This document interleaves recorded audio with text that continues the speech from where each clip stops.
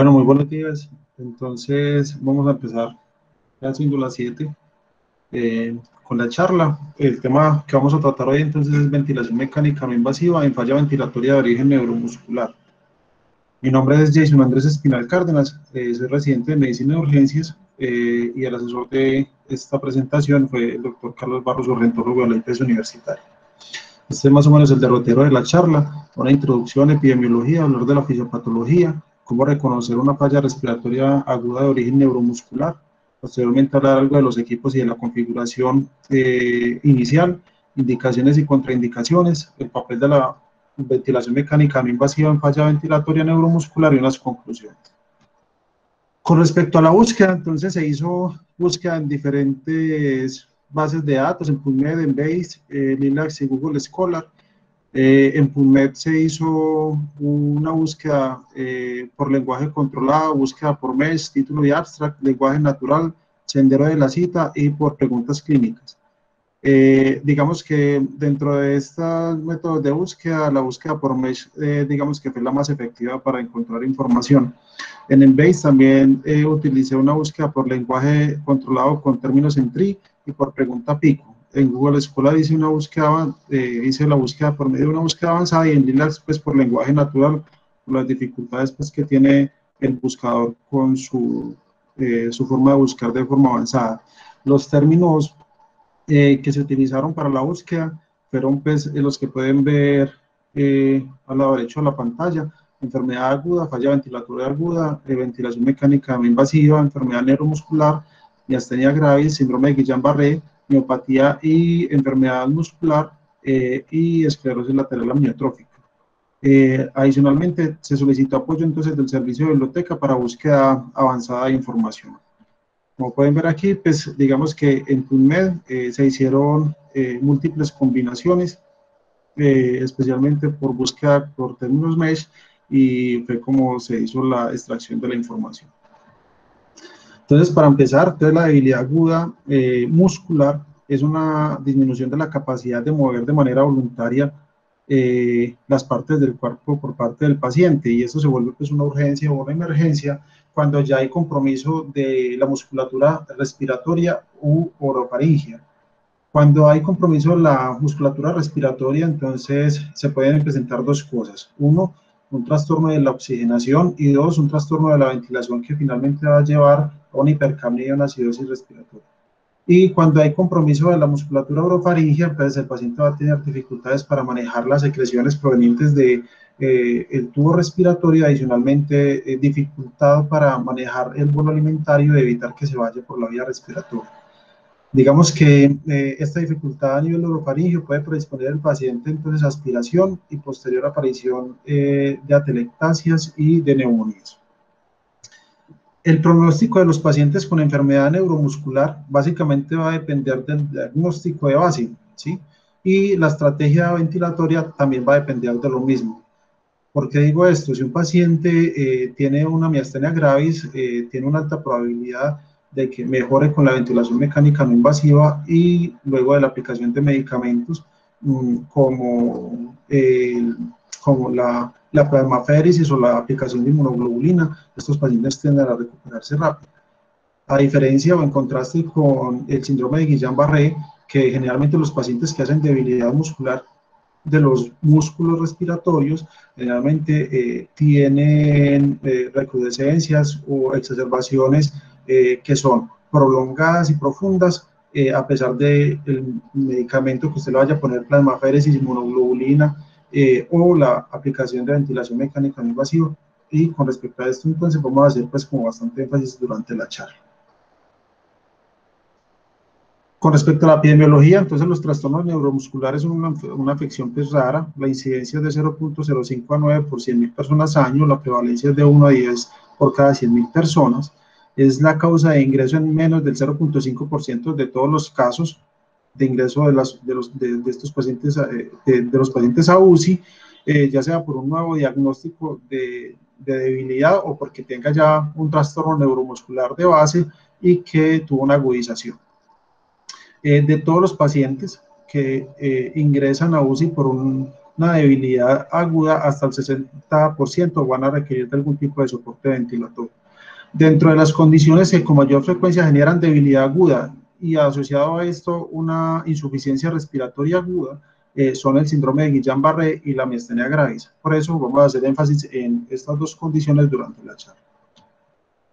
Entonces, como podemos ver en esta gráfica, son muchas las condiciones que pueden llevar a debilidad, ya sea unilateral o focal, o digamos que bilateral o generalizada, ¿sí? Y podemos empezar, por ejemplo, cuando hay compromiso del cerebro, hay múltiples condiciones que pueden generar debilidad. El ácido isquémico, la hemorragia subaracnoidea, masas intracraneales, infecciones intracerebrales, hiperglicemia, parálisis posictal de todo y migraña hemipléjica. Una característica para realizar el diagnóstico a este nivel es que cuando hay compromiso intracerebral, generalmente hay compromiso de la musculatura facial, del habla y de la movilidad de los ojos y de la capacidad de deglución. En cambio, por ejemplo, cuando hay también afección del sistema nervioso central, pero a nivel de la médula espinal, generalmente, digamos que estas manifestaciones no se presentan. Cuando tenemos compromiso entonces de la médula espinal, tenemos otras condiciones, por ejemplo, como la mielitis transversa, el infarto de la médula espinal, la compresión medular por abscesos, hematomas o herniación discal o tumores. A nivel del asta anterior de la médula espinal, entonces tenemos tres condiciones que son muy raras, generalmente requerimos de la valoración o del apoyo de un especialista en neurología para hacer el diagnóstico preciso. Digamos que este es el punto donde convergen la neurona motora superior y la inferior, por ende, estas enfermedades pueden presentar tanto signos y síntomas de síndrome de neurona motora superior e inferior. Al nivel de la unión neuromuscular, entonces, digamos que la enfermedad que es prototipo es la miastenia gravis, que es una enfermedad autoinmune por la producción de autoanticuerpos que se unen a los receptores de acetilcolina en la hendidura posináptica, y esto, digamos que evita la unión de la acetilcolina a estos receptores y evita, digamos que, la propagación del impulso a nivel muscular. Y adicionalmente hay otras condiciones que también están asociadas a este lugar, que están el síndrome miasténico de Lambert-Eaton, que es un paciente que en el 85% de los casos tiene un tumor pulmonar, generalmente un carcinoma, y que es una manifestación paraneoplásica. También tenemos el botulismo y la toxicidad por organofosforados, específicamente hablando del síndrome intermedio. A nivel muscular, entonces tenemos otras enfermedades como la miopatía, la rhabdomiolisis, la miositis, etc. Y a nivel del nervio periférico, digamos que la enfermedad más conocida es el síndrome entonces de Guillain-Barré. Pero a pesar de que, digamos que este es un listado gigante, nosotros también tenemos que tener presente de que hay otras condiciones que son frecuentes y que también pueden explicar entonces una debilidad habitualmente generalizada. Entonces, hipernatremia, hipocalemia, hipermagnesemia e hipofosfatemia. Entonces, con respecto a la debilidad en sí, quise traer este estudio que fue realizado en Suiza en el año 2009, fue un estudio observacional prospectivo, donde se admitieron pacientes que no tenían asociado pues un trauma con una clasificación ESI de 1 a 3, que fueran mayores de 18 años. Lo que se hizo fue que cuando fue valorado por la enfermera de triaje, si ella dentro del discurso que tenía el paciente documentó alguna queja de debilidad, entonces luego posteriormente iba a la valoración por el médico, y si dentro de las 3 primeras oraciones que el paciente emitió definió algún tipo o emitió algún tipo de debilidad, estos pacientes fueron los que fueron incluidos en el estudio. Digamos que la debilidad no es una queja infrecuente. En este estudio, casi el 20% de los pacientes se quejaron de debilidad al ingreso. Estos pacientes se reclutaron solamente en un mes, de febrero 7 a marzo 7 del 2007. En total, en ese servicio, se atendieron 3.152 admitidos al departamento de emergencias, 935 tenían una clasificación ESI de 1 a 3, 615 no tenían un trauma asociado, y dentro de todos esos 121 tenían una queja de debilidad. La mayoría, digamos que de los pacientes eran mujeres y la edad promedio era de 78 años. ¿Y qué se vio? Que la mayoría de los pacientes que se quejaban de debilidad, se quejaban de una debilidad generalizada. y en la minoría de los pacientes se quejaban de una debilidad localizada. Hablando de la debilidad localizada, la mayoría de los pacientes tenían alguna afección intracraneal, ya fuera un ACV isquémico, hemorrágico o una isquemia cerebral transitoria. Luego, en un 24% de los casos, pues, se presentaban pacientes con stroke mimics, ya sea migrañas hemipléjicas, parálisis de todo, intoxicación o síntomas radiculares. Solamente en términos de enfermedad neuromuscular, hubo un paciente con un síndrome de Miller-Fisher y un paciente con hipocalemia grave. Con respecto a la debilidad generalizada, la mayor proporción de pacientes fueron por infecciones, y en primer lugar estaban las infecciones del tracto respiratorio, seguidas por infecciones del tracto gastrointestinal, infecciones urinarias, colecistitis, erisipelas, pericarditis, VIH e infecciones de origen desconocido. Luego de las infecciones, la segunda causa que generaba debilidad generalizada eran trastornos metabólicos, lesión renal aguda, deshidratación, trastornos hidroelectrolíticos, diabetes mellitus de nuevo y enfermedad de Addison. Finalmente, en los últimos dos puestos estaba síntomas asociados a malignidad y causas no somáticas. Como podemos ver en esta imagen, digamos que cuando nos enfrentamos a un paciente que se queja de debilidad, es un diagnóstico retador, porque de acuerdo a la clasificación de CIE-10, mire que causas de debilidad generalizada teníamos más de 14 categorías diagnósticas, y en términos de debilidad localizada, tenemos pues un menor número de categorías diagnósticas, pero recordando que la principal causa fue la afección intracraneal por ACV. Adicionalmente, entonces ya sabiendo que las enfermedades neuromusculares no son una causa muy frecuente de consulta al servicio de urgencias, sino que cuando nos llega un paciente con debilidad, tenemos que pensar primero en otras cosas, como ya podemos ver, infecciones en un primer lugar, o que tuviera una afección intracraneal tipo ACV. Ya hablando específicamente de enfermedad neuromuscular, miramos a ver cuáles son las más frecuentes. Este fue un estudio realizado en la Clínica Mayo, que digamos que es una institución líder en la atención de pacientes con enfermedad neuromuscular.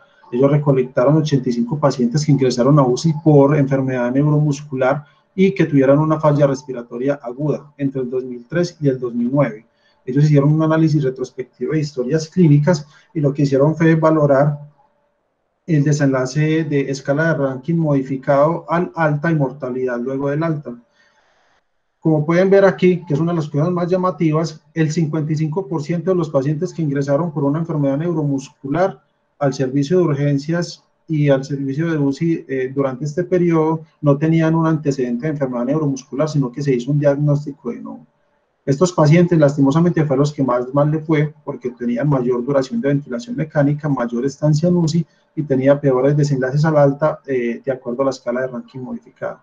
Solamente el 10% de los pacientes recuperaron una independencia funcional, y se consideró que a mayor edad había mayor riesgo de mortalidad durante la hospitalización, que la electromiografía dentro de todo el panel de paraclínicos que nosotros podemos tener disponible, digamos que fue la herramienta diagnóstica más útil, y que los pacientes que adicionalmente a su enfermedad neuromuscular tenían una condición cardiopulmonar coexistente, dígase insuficiencia cardíaca congestiva o EPOC, digamos que eso predijo mayores desenlaces adversos a largo plazo. Entonces, ya luego de mencionar todos estos resultados de este estudio, quería mencionar de que de los pacientes que se fueron admitidos a la UCI con falla respiratoria neuromuscular aguda, digamos que en esta serie o en este estudio la condición más frecuente fue miastenia, ¿sí? En un 32% de los casos, seguido por Guillain-Barré, miopatías, esclerosis lateral amiotrófica. Y a pacientes que nunca se les logró hacer el diagnóstico en un 12% de los casos. Característicamente, a estos pacientes fueron a los que más mal le fue, porque el 90% de los casos murieron intrahospitalariamente, y los pacientes que fueron dados de alta murieron a corto plazo. Y ya, cuando el diagnóstico final, se hizo un diagnóstico, pero en un paciente que no tenía una enfermedad neuromuscular de base, se dieron cuenta de que la mayoría de los pacientes que se presentaron con una descompensación pues con un diagnóstico de enfermedad neuromuscular, la mayoría de los pacientes tenían un síndrome de Guillain-Barré seguidos por ELA y luego por miastenia. Entonces, con respecto a la fisiopatología básica de la falla respiratoria neuromuscular, entonces se han propuesto como 3 mecanismos. Uno, pues, la debilidad de los músculos de la vía aérea superior. Entonces, aquí tenemos la debilidad de los músculos orofaringeos y de la lengua. Esto va a favorecer trastornos de la deglución, aspiración y finalmente llevar a telectasias y neumonía. Luego, entonces, debilidad de los músculos inspiratorios y expiratorios. Esto lo que va a hacer es que si hay debilidad de estos músculos va a haber una menor capacidad de inflar los pulmones y esto va a generar que los alveolos colapsen, se van a desreclutar, por decirlo de alguna manera, y esto va a llevar finalmente a un desacople de la ventilación-perfusión, llevando finalmente a una hipoxemia en una fase temprana de la falla respiratoria. Luego, entonces, cuando ya hay una disminución del volumen tidal, inicialmente el paciente va a compensar este mismatch de la ventilación-perfusión con taquipnea, ¿sí? Para mantener el volumen, la ventilación minuto normal. Pero esto no va a ser, digamos que de manera permanente, porque rápidamente el paciente se va a fatigar, va a tener incapacidad para mantener la ventilación minuto normal y finalmente el paciente va a desarrollar una hipercapnia progresiva y acidosis respiratoria. Cuando nosotros encontremos un paciente con una falla ventilatoria de origen neuromuscular y ya está hipercápnico, habitualmente con una PCO2 mayor de 50 y ya tiene acidosis metabólica, es porque ya esa condición ya lleva mucho tiempo con el paciente o está en un estadio pues, crítico. Y 3, no siempre los pacientes con enfermedad neuromuscular, si hacen falla respiratoria, va a ser por la enfermedad neuromuscular. Muchas veces ellos también van a tener comorbilidades como las personas que no tienen una enfermedad neuromuscular, como insuficiencia cardíaca congestiva, como EPOC, como neumonías, etcétera. Y adicionalmente, pues tenemos que tener presentes que una causa de falla respiratoria puede ser incluso la enfermedad tromboembólica venosa manifestada como tromboembolia pulmonar. ¿Cómo reconocemos entonces un paciente con una falla respiratoria de origen neuromuscular? Entonces se van a ver cansados, disnéicos, diaforéticos, con un discurso entrecortado en estacato, taquicárdicos y taquipnéicos, ¿sí? Con dificultad para el manejo de las secreciones orales y respiratorias, con uso de músculos accesorios, ya sea el esternocleidomastoideo, el escaleno, los intercostales y los abdominales. Muchas veces visualmente esto no va a ser claro, pero cuando nosotros hacemos la palpación de los músculos puede ser mucho más notorio y ya cuando un paciente está en un estadio, digamos que final o un estadio avanzado de la enfermedad, se va a evidenciar una respiración paradójica, que característicamente es que cuando el paciente inspira hay expulsión del tórax, pero hay un hundimiento del abdomen. Muchas veces si el paciente está sentado, esto no se va a ver reflejado porque resulta de que el diafragma, mientras el paciente está, digamos que erguido, no es el principal músculo que genere la inspiración, pero cuando se acuesta, ya el diafragma sí toma la batuta con respecto a la fuerza de inspiración. Entonces, para valorar este signo, el paciente idealmente debe estar en supino.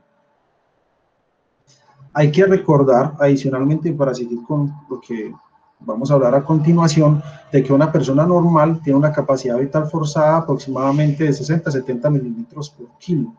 Cuando ya digamos que esta capacidad vital forzada cae a 30 mililitros, ¿sí? Que es más o menos una disminución del 50 al 60% del predicho, se asocia con tos débil y con percepción de disnea. Si esto cae a 25, el paciente va a tener una respiración débil y ahí es donde van a empezar a aparecer las microatelectasias basales, que van a llevar inicialmente a la hipoxemia. Y si el paciente tiene una capacidad vital forzada menor a 15 o 1 litro, que acuérdense que clínicamente nosotros podemos saber 1 litro es que el paciente sea capaz de contar de 1 a 10 luego de una respiración profunda. Y esto es considerado una indicación para ventilación mecánica, de acuerdo a al diagnóstico, ya sea ventilación mecánica invasiva o no invasiva. Con respecto al examen neurológico, entonces, como vimos ahorita, en más del 50% de los casos, el paciente cuando llega al servicio de urgencias no tiene un diagnóstico de base que diga, bueno, yo tengo un síndrome de Guillain-Barré, o yo he tenido crisis de miastenia grave, de una distrofia muscular de Duchenne, de una esclerosis lateral amniotrófica o una miopatía. muchas veces a nosotros, en conjunto con otras especialidades, nos toca hacer el diagnóstico para, de acuerdo a esto, empezar a hacer el tratamiento dirigido, ¿sí? Entonces, lo primero es que se debe identificar la causa de la falla neuromuscular, identificar si hay debilidad de la musculatura vulvar, porque acuérdense que esto aumenta el riesgo de aspiración. Si el paciente tiene oftalmoparesia y ptosis, puede ser por una miastenia gravis y un síndrome de Guillain-Barré, pero la característica del síndrome de Guillain-Barré es que tiene una ausencia de reflejos osteotendinosos, al menos eso favorece el último diagnóstico. La preservación de la función oculomotora con profunda debilidad de las extremidades puede verse ya sea en lesión medular alta, en la esclerosis lateral amiotrófica y en miopatías. La debilidad muscular vulvar, específicamente la debilidad orofaringe y la faringe, pueden ser prominentes en el síndrome de Guillain-Barré, miastenia gravis, CNL, en difteria y en botulismo. Y recordar que en condiciones neuropáticas, la debilidad para la flexión del cuello, cuando usted le pide al paciente que levante la cabeza de la camilla, se asocia a o está relacionado con el grado de debilidad del diafragma.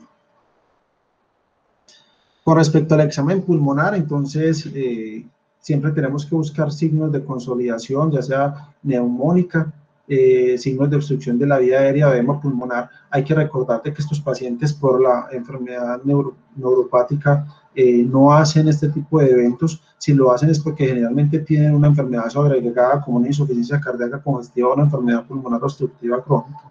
Para hacer un diagnóstico oportuno, entonces, debemos de hacer uso idealmente de la espirometría a la cabecera del paciente.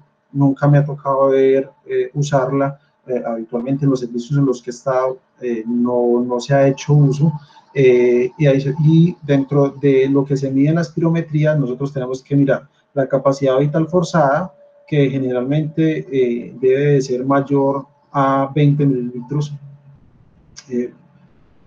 por kilo, de que la presión inspiratoria máxima debe ser menor a menos 30 y la presión expiratoria máxima debe ser mayor a 40. También tenemos de hacer uso de los gases arteriales y la radiografía de tórax. Entonces, finalmente, para hacer un diagnóstico de un estadio avanzado o un estadio con compromiso de músculos respiratorios en un paciente con enfermedad neuromuscular, nos tenemos que valer de los hallazgos al examen físico, los gases arteriales, la radiografía de tórax y la espirometría.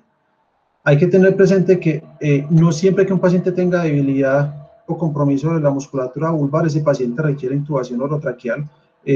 Digamos que uno de los expertos en esto, que es el doctor Ravenstein, como lo vamos a ver más adelante, dice que incluso estos pacientes con debilidad de la musculatura vulvar podrían ser mucho más fáciles de ventilar porque no ofrecen tanta resistencia al paso de aire, ¿sí? Entonces no es una contraindicación absoluta de que nosotros podríamos incluso darle ventilación mecánica no invasiva.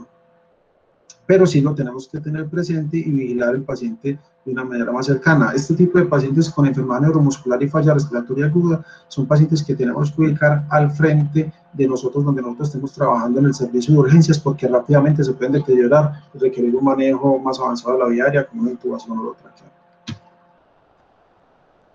Hay que tener en cuenta una cosa: pacientes, por ejemplo, con condiciones crónicas como la enfermedad de Duchenne, pacientes con esclerosis lateral amiotrófica, etcétera, ellos pueden aparentar estar bien, pero cuando usted hace una valoración más detallada, puede encontrar signos que son sutiles, pero de una falla respiratoria que ya está muy avanzada, con compromiso importante ventilatorio.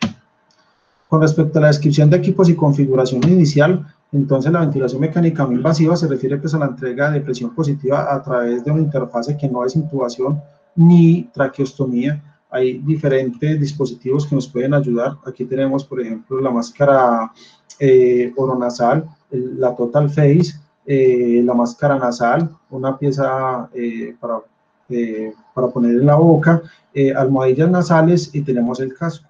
En nuestro medio las que tenemos con mayor facilidad, pues digamos que sería la mascarilla oronasal y la Total Face. Y aquí podemos ver una comparación acerca de las ventajas y desventajas de cada una de estos dispositivos. Por ejemplo, cuando tenemos una mascarilla nasal, vemos que el paciente tiene bastante confort, no le da claustrofobia, no genera pues disminuye no disminuye tanto los niveles de CO2, permite la expectoración, permite el habla, permite que el paciente coma, pero tiene una importante fuga de aire, especialmente porque los pacientes con enfermedad neuromuscular tienen respiración bucal. Entonces, si usted le da la ventilación por la nariz, fácilmente puede fugar por la boca.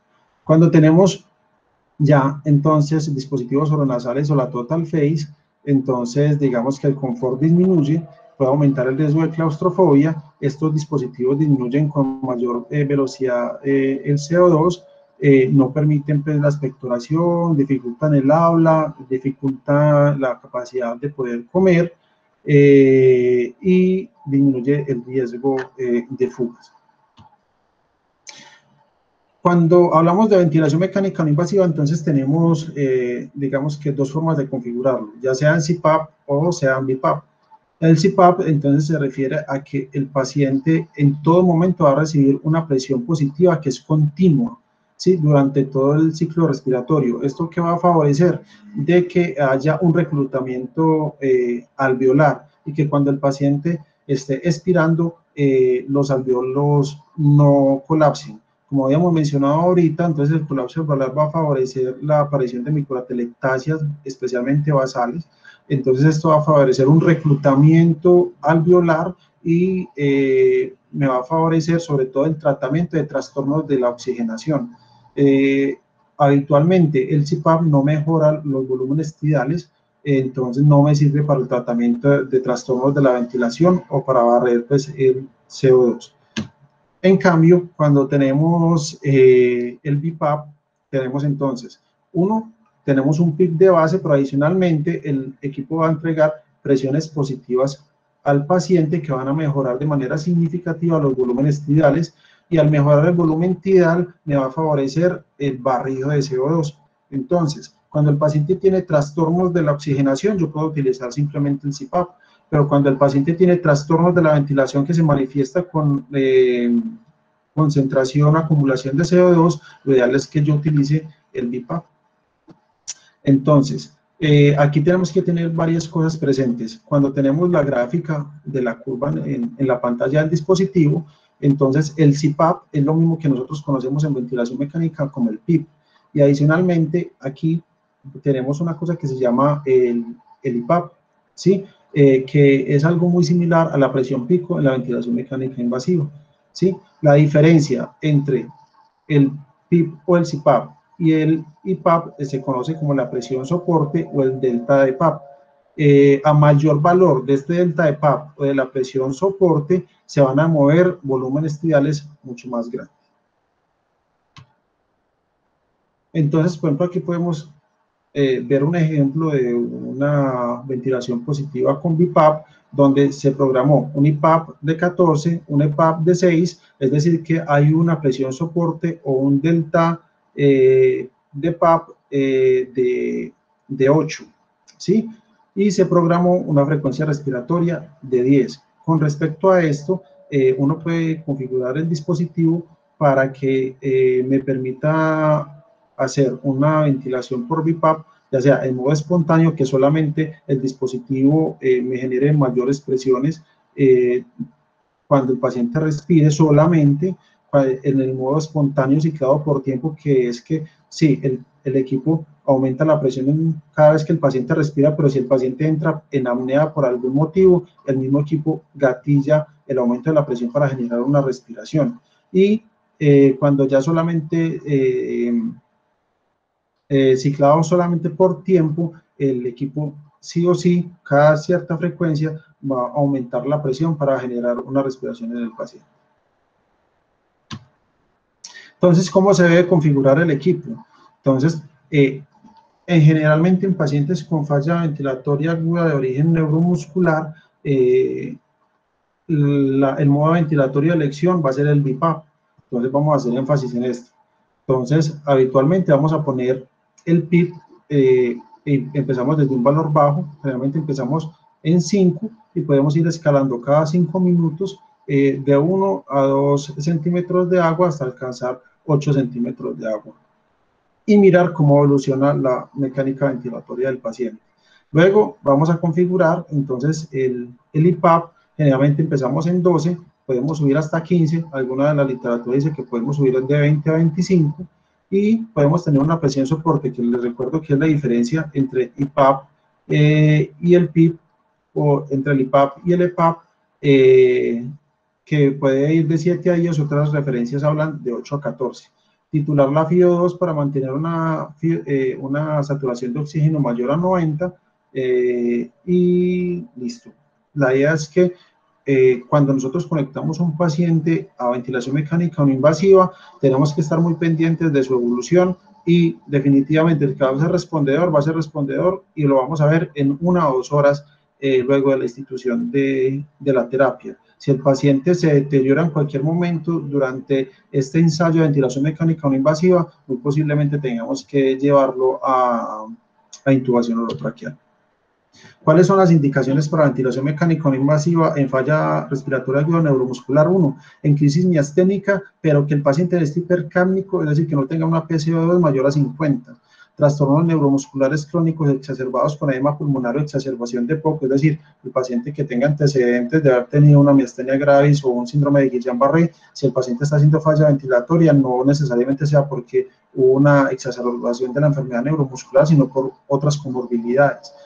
Trastornos neuromusculares progresivos como el ELA y las distrofias musculares.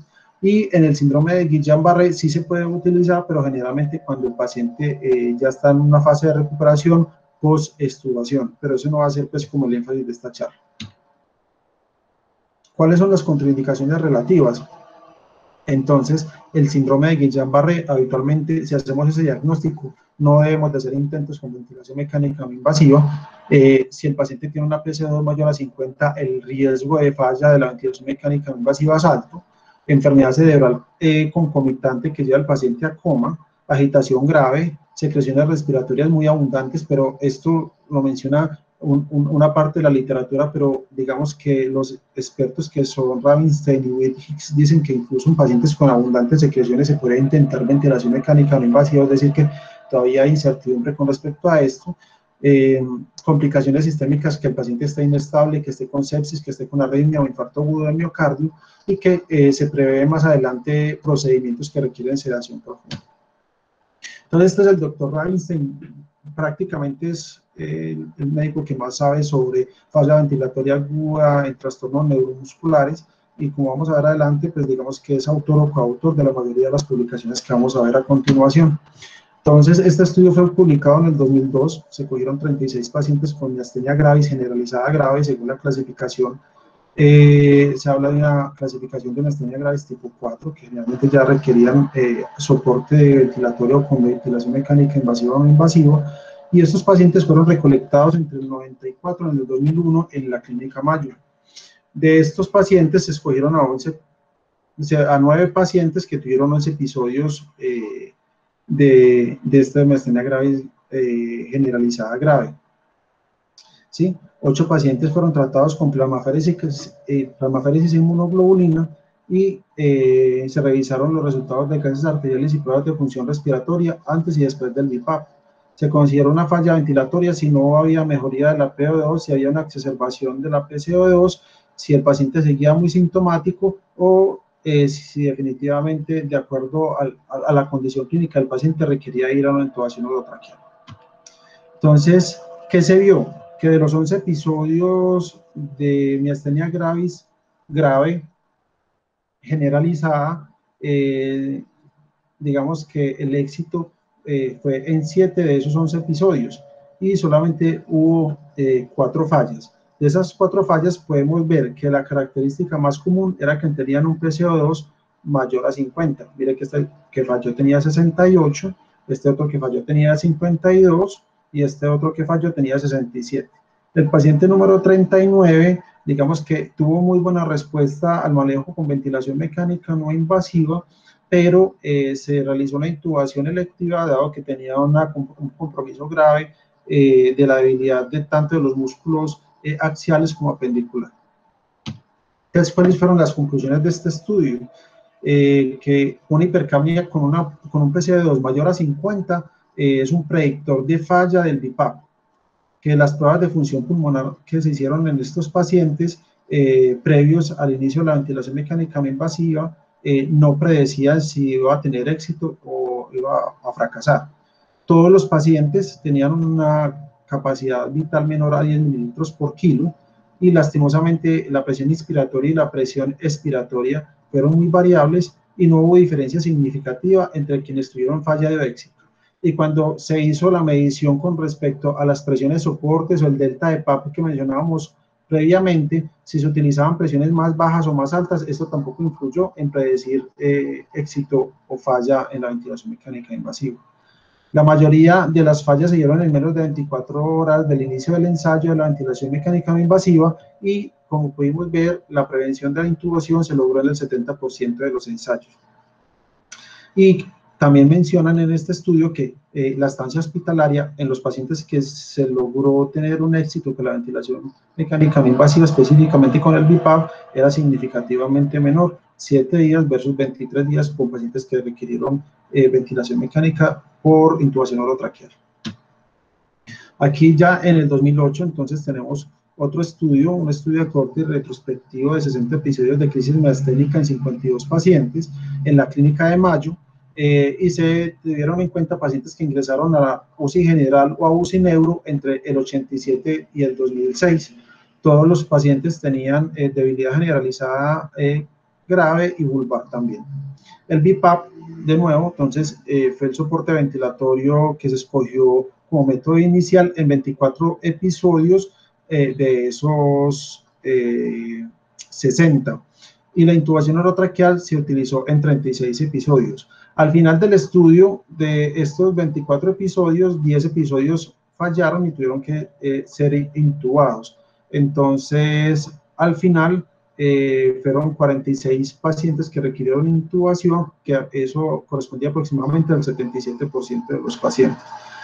Se considera entonces ventilación mecánica invasiva o no invasiva si tenía una capacidad vital forzada menor a 15 a 20, una presión inspiratoria menor a menos 40 y una presión expiratoria máxima menor a 40 centímetros de agua o evidencia de fatiga muscular respiratoria, hipercapnia o hipoxia.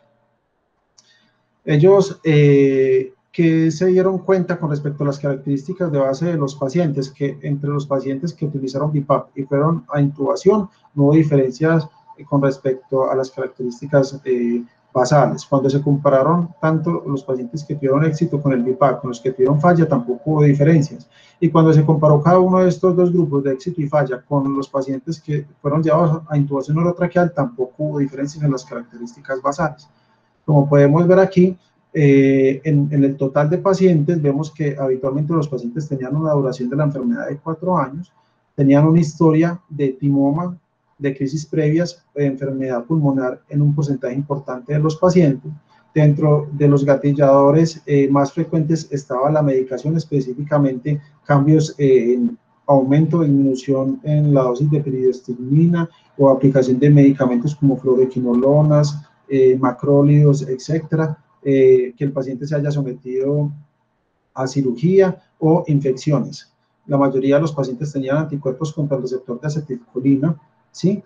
Y dentro de los pacientes, miren que la mayoría de los pacientes fueron llevados a plasmaféresis, muy pocos pacientes fueron llevados a inmunoglobulina y también un porcentaje, digamos que pequeño, recibieron dosis altas de corticosteroides.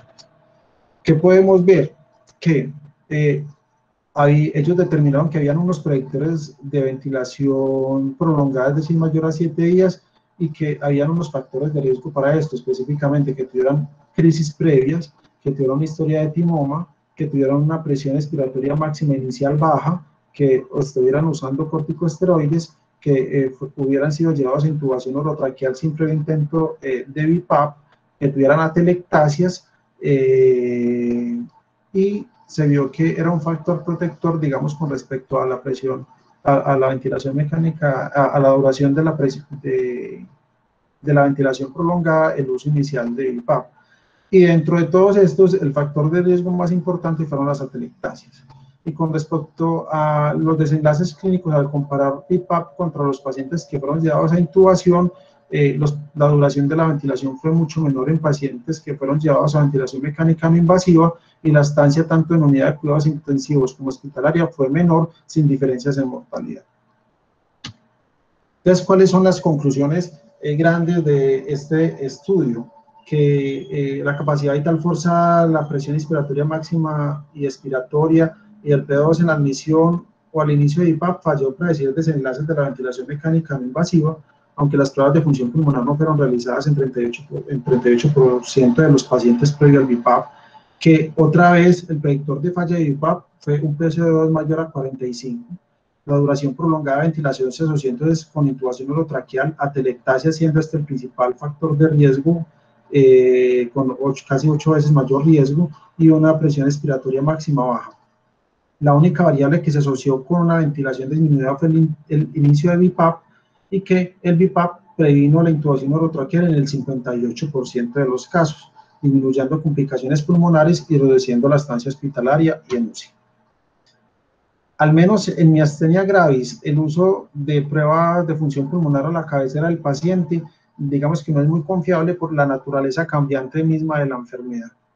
Entonces, en miastenia gravis tenemos que confiar en el juicio clínico y se recomienda tener un bajo umbral para iniciar esta terapia.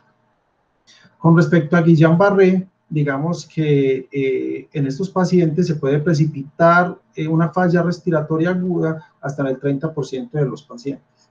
En el momento en que el paciente entonces desarrolla una debilidad de los músculos respiratorios y que usted cree que ese paciente va a desarrollar una falla ventilatoria, usted no debería de iniciar la ventilación mecánica no invasiva, sino directamente hacer una intubación electiva. ¿Por qué? Porque estos pacientes tienen una labilidad autonómica, una disautonomía importante, hacen taquicardias, bradicardias, alteraciones bruscas de la presión arterial. Entonces es mejor intubarlos de manera electiva que intubarlos de manera emergente, porque pues, supone mayor mortalidad para el paciente. ¿Y qué paciente yo voy a identificar que tiene mayor riesgo de descompensación? Pacientes que tengan una capacidad vital forzada menor a 20, una presión inspiratoria máxima mayor a menos 30, una presión respiratoria máxima menor a menos 40, que el inicio de los síntomas hasta el ingreso hospitalario haya sido menor a 7 días, que no sea capaz de toser, ni de caminar, ni de levantar la cabeza, que tenga enzimas hepáticas elevadas. En estos pacientes, si de estos criterios que acabamos de mencionar se cumplían 4 de 6, hasta el 85% de los pacientes fueron llevados a intubación orotraqueal o lo requirieron en algún momento.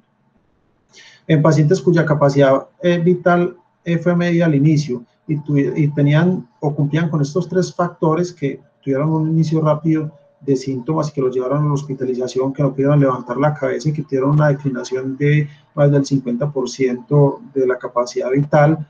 Si cumplían estos 3 criterios, la ventilación mecánica fue requerida en el 85% de los casos. Digamos que se diseñó una herramienta que nos permite valorar el riesgo de falla ventilatoria aguda en la primera semana luego del inicio pues, del ingreso hospitalario, y entonces que se llama el EGRIS, y valora los días entre el inicio de la debilidad y el ingreso hospitalario, si hay compromiso facial y vulvar, y la valoración de la fuerza en 6 grupos musculares diferentes, que fue el deltoides, bíceps, extensor del pulgar, iliosoas, cuádriceps y la musculatura pues, tibial anterior, con la escala pues, que nosotros habitualmente utilizamos para la medición de la fuerza. Esa medición se hizo de manera bilateral. Entonces, si tenía un puntaje alto, pues no puntaba nada, pero si tenía un puntaje menor a 20, puntaba 4. Este puntaje puede ir de 0 a 7. A puntajes mayores, miren que, por ejemplo, un paciente que tenga un puntaje de EGRIS de 7, en la primera semana tiene un riesgo de falla ventilatoria o respiratoria aguda de casi el 80%. Sin embargo, aunque se sabe que la ventilación mecánica no invasiva puede ser deleteria en pacientes con Guillain-Barré, se hizo el intento. Pues al menos el doctor Whitehicks lo intentó y publicó dos casos donde tenemos un paciente de 52 años que empezó con una debilidad de 2 días, con incapacidad para estar de pie, inició parestesia 5 días antes, digamos que se le realizó pues, los paraclínicos pertinentes y se inició desde el primer día tratamiento con gamma globulina, pero desde el segundo día el paciente tuvo una declinación, un empeoramiento de la condición respiratoria, ¿sí? Y que a pesar de inicialmente tener una mejoría con el BiPAP, el paciente tuvo un deterioro súbito que requirió una intubación emergente. Entonces, y este paciente, como ya sabemos, con los pacientes con Guillain-Barré generalmente tienen cursos prolongados de la falla ventilatoria. Este específicamente estuvo con ventilación mecánica, incluso requirió tracostomía porque estuvo dependiente de esta por 2 meses y medio y tuvo una recuperación total luego de 18 meses. Y este es otro paciente de 79 años que ingresó por diplopía de oftalmoplegia con desequilibrio, con marcada disminución de la fuerza en miembros superiores e inferiores. Se le hizo un intento con BiPAP, pero a pesar de esto, el paciente también tuvo que ser llevado a una intubación de emergencia por un deterioro súbito de la condición respiratoria. Entonces, estos autores dicen, digamos que aunque tuvo una mejoría inicial, estos pacientes se deterioran rápidamente y que no se recomienda su uso sistemático. Con respecto a saber si es mejor la ventilación mecánica invasiva o no invasiva en pacientes con enfermedad neuromuscular, pues aquí les tengo pues como una publicación de Cochrane, una en el 2017 y otra en el 2020, que dice básicamente que no hay evidencia proveniente de ensayos clínicos y que alguna evidencia que no proviene de estudios observacionales dice que la ventilación mecánica no invasiva podría ser más benéfica porque disminuye la estancia hospitalaria y adicionalmente los riesgos que trae per se la intubación orotraqueal como la neumonía asociada al ventilador, insuficiencia cardíaca, etc. Adicionalmente, como habíamos mencionado, pues los pacientes que tengan antecedentes de enfermedad neuromuscular pues también pueden sufrir de otras condiciones como EPOC o insuficiencia cardíaca que lleva edema pulmonar. Ya es conocido que la ventilación mecánica no invasiva reduce la mortalidad y disminuye el riesgo de intubación en estos pacientes. Y finalmente, digamos que un tema que me pareció muy interesante es que utilizar la ventilación mecánica no invasiva como tratamiento paliativo en pacientes que tienen ya conocidas enfermedades crónicas degenerativas o neuromusculares para, digamos, paliar los síntomas. Se sabe que, por ejemplo, en condiciones como la distrofia neuromuscular de Duchenne y la esclerosis lateral amniotrófica, la ventilación mecánica no invasiva ha mejorado tanto la calidad de vida y ha prolongado la supervivencia, ¿sí? Y que digamos que la ventilación mecánica no invasiva puede reversar el deterioro respiratorio agudo, mejorar la disnea, incrementa la probabilidad de supervivencia con posible retorno a su nivel de función previa si posible, o le da tiempo al paciente para despedirse y organizar cuestiones de herencia, etcétera, en caso de que su compromiso sea demasiado grave. Adicionalmente tiene efecto analgésico y ansiolítico. Y se debe, por parte de nosotros, siempre establecer el objetivo del tratamiento, si es paliativo o curativo, si es para aumentar la supervivencia o para mejorar la calidad de vida. Como podemos ver aquí, digamos que de acuerdo a lo que yo quiera hacer con el paciente, si yo quiero una estrategia que sea curativa o paliativa o para acompañar en el proceso de muerte, los objetivos son diferentes. Por ejemplo, si yo quiero un proceso o quiero llevar al paciente a la curación, la prioridad es la supervivencia, se espera que el paciente haga mucho más, el paciente se puede someter a tratamientos que sean altamente tóxicos, pero que puedan generar algún beneficio, ¿sí? Y que el paciente puede ser llevado tanto a soporte con medicamentos como soporte nutricional. El objetivo básico del tratamiento paliativo es paliar síntomas, ¿sí? Mejorar la calidad de vida. Y cuando acompañamos a un paciente que está cercano a la muerte, es básicamente generar una muerte digna. Con respecto al uso de la ventilación mecánica no invasiva, de manera paliativa, lo traigo porque es importante, porque muchos de estos pacientes van a estar en el servicio de urgencias y la decisión de iniciar este tipo de ventilación va a ser en muchos casos pues, por parte de nosotros. Hay digamos que posiciones a favor y en contra.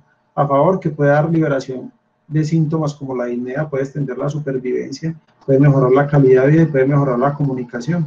En contra es que puede retrasar el proceso de muerte y prolongar el sufrimiento puede incrementar la depresión y la ansiedad, puede incrementar los costos a nivel del cuidado de la salud y puede retrasar el retorno a casa. Entonces, ¿por qué es importante esto? Si tenemos un paciente que no está tan comprometido, digamos que un paciente que tiene una enfermedad neuromuscular, que no requiere ventilación mecánica no invasiva, sino pocas horas al día, pues uno podría hacer mucho más porque tiene mayor probabilidad de tener una supervivencia algo más prolongada. Pero a medida que la enfermedad va progresando, muchas veces los pacientes son dependientes de ventilación mecánica no invasiva 24/7. Y ya finalmente la ventilación mecánica no invasiva no les va a servir y estos pacientes definitivamente no son candidatos a intubación orotraqueal en estadios terminales. Entonces, finalmente, ya cuando sabemos que la ventilación mecánica no invasiva ya no va a servir y la intubación no es una opción, este tipo de decisiones siempre se deben de tomar en conjunto con el paciente, familia y los médicos tratantes asociados como neurología. Es importante entonces que sepamos de que la ventilación mecánica no invasiva puede ser la última oportunidad que tenga un paciente para despedirse de sus familiares y arreglar sus cosas. Entonces, con respecto a las conclusiones de la charla, la ventilación mecánica no invasiva puede ser efectiva para tratar la falla respiratoria aguda causada por miastenia gravis, pero debe ser usada cautelosamente para otras indicaciones y no se debe utilizar en pacientes con síndrome de Guillain-Barré, que usted suponga que el paciente va a tener una falla respiratoria aguda o que la está teniendo. No utilizar ventilación mecánica no invasiva si hay una PCO mayor a 45-50. Se puede usar ventilación mecánica no invasiva en trastornos neuromusculares si la causa de falla respiratoria aguda son condiciones cardíacas o pulmonares asociadas y no exacerbación de la enfermedad neuromuscular per se. La ventilación mecánica no invasiva paliativa puede ayudar a mejorar síntomas, dar tiempo a los pacientes para despedirse, entre otras acciones, además de brindar una muerte digna.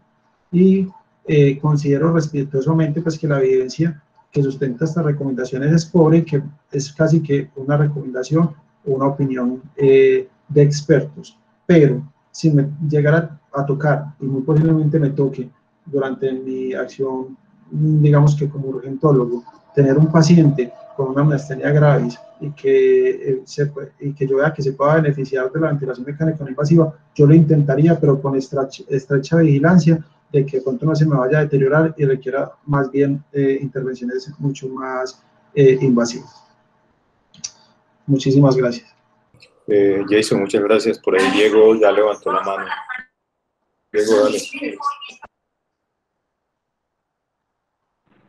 Buenos días. Jason, no, te quería decir que excelente charla, hermano. Muchísimas gracias. Todo muy bacana, muy práctica. Muchas gracias. Excelente, hermano. Gracias. Gracias, Jason, sí, y por el trabajo. Yo agregaría ahí de que siempre nos toca tener una meta clara, ¿cierto? Cuando enfrentamos este tipo de pacientes. Sí, principalmente con la familia, de saber qué meta queremos llegar, sobre todo en los servicios de urgencia, donde nos toca la descompensación aguda, y es principalmente donde el paciente llega, ¿cierto? Y nos toca establecer rápidamente un pronóstico. Nuestro último paciente que nos tocó lidiar con esto fue la semana pasada y que básicamente hizo un deterioro más o menos súbito en 2 días de una enfermedad que venía evolucionando desde hace un año, sin respuesta a los usos que normalmente se hacen de este tipo de enfermedades como la inmunoglobulina, la plasmaféresis. No respondió a eso y finalmente el paciente venía lentamente deteriorándose. Y básicamente nos llamaron porque el paciente agudamente perdió la conciencia, entonces hasta terminó en tomografía y todo, pero finalmente pues había una falla hipercámnica. Entonces, ahí lo más complejo de esta situación es establecer el pronóstico de los pacientes, ¿cierto? Con la familia. Tal vez lo más difícil es en el momento agudo donde ellos tienen que afrontar de que finalmente su familiar pues, va a fallecer. En este caso, este paciente se pudo dar no invasiva, se pudo despedir y finalmente falleció. ¿Sí? Entonces, es como la aplicación de la ventilación mecánica no invasiva en este tipo de situaciones. Y pues, yo pensaría que la mayoría de los pacientes que me ha tocado con esto, realmente, excepto los que tienen miastenia, no han salido, ¿cierto? No han respondido, sobre todo los que tienen una enfermedad crónica. No sé si hay alguna otra. Voy a revisar el chat a ver qué hay. ya te digo, no hay preguntas. No sé si hay alguna otra opinión en el público. El profesor Vallejo levantó la mano. Muchas gracias, Jason, por la presentación.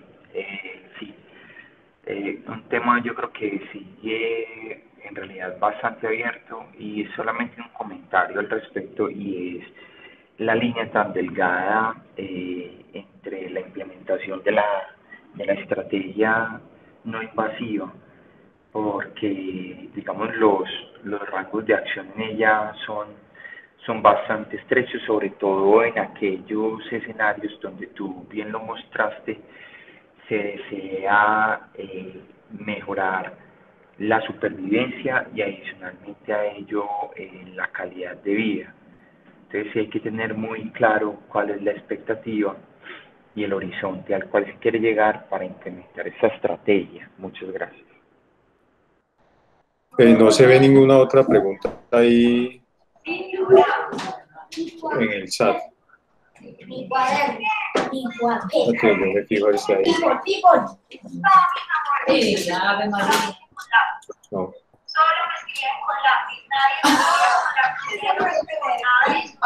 Creo que Daniel tiene la mano levantada. Dani, dale, Dani. Sí.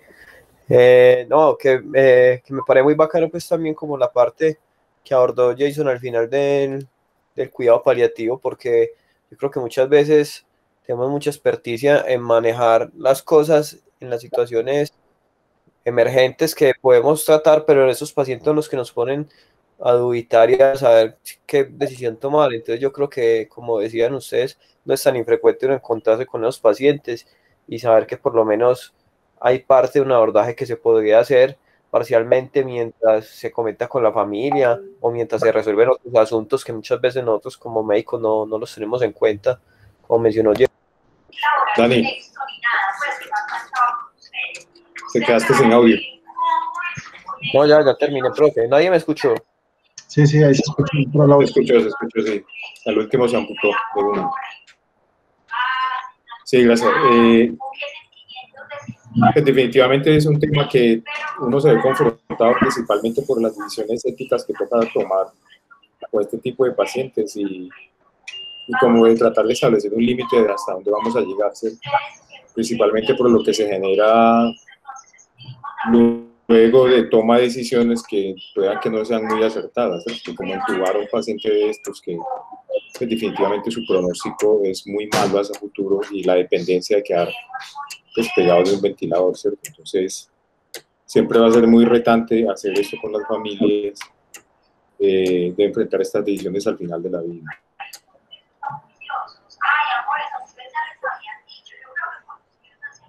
Y eso, no veo más preguntas, hay varios comentarios de felicitaciones. Si no hay más dudas,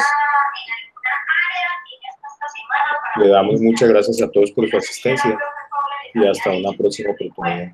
Gracias, Jason, por la charla. Muy buena. Muchas gracias, profe. Muchas gracias a todos. Muy buen día.